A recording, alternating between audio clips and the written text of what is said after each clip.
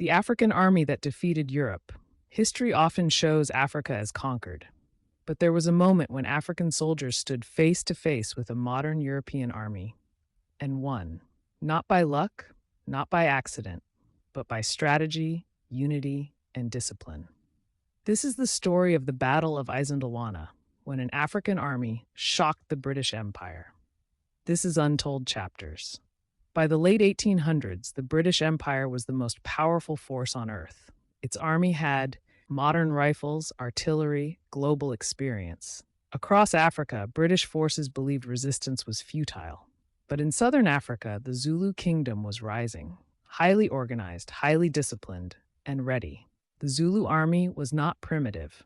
It was structured, trained, and strategic. Using the famous Horns of the Buffalo formation, Zulu regiments moved with speed and coordination. They trained for endurance. They fought as units. They obeyed command. Europe underestimated them. That mistake would cost thousands of lives. On January 22, 1879, British troops camped at Isandlwana. They believed they were safe. They were wrong.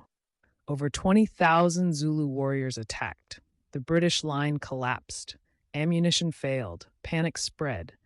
By nightfall, over 1,300 British soldiers were dead. It was one of the worst defeats in British colonial history. The world was stunned.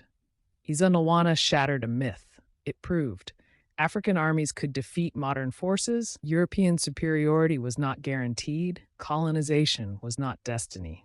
British newspapers panicked, colonial officials were embarrassed, so the story was minimized. Context removed, victory overshadowed by later revenge. Isandlwana was not a fluke. It was preparation meeting arrogance. It was African strategy meeting European overconfidence. Every era has a story. Every story has a chapter they never told you. This is Untold Chapters, where Africa's victories are restored to history. If this documentary changed how you see African resistance, subscribe and join us as we uncover more hidden chapters of the past.